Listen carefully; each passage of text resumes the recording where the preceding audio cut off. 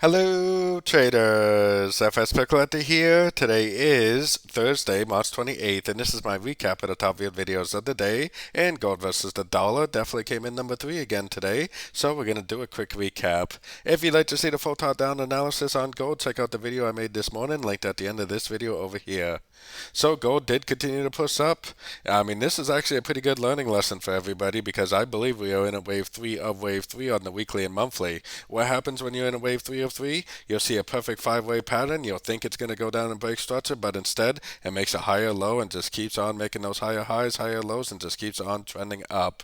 I definitely would primarily still be focused on longs. We did break the highs again today, so this spike right here was actually all-time highs again. Probably does seem pretty likely that it would make a pullback, but if it does make a pullback, I would definitely be interested in going long again for the continuation of the uptrend. Now, if it does break structure to the downside, you could definitely start looking for shorts. Until that happens, I would definitely be looking for longs. My target on gold is still all the way up to about the $2,500 area on the monthly time frame.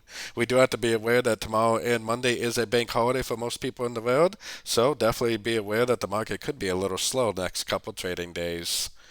So don't forget to check out my free Discord channel linked in the card up here above, and don't forget to check out my new website linked down here below. As always, thank you and happy trading.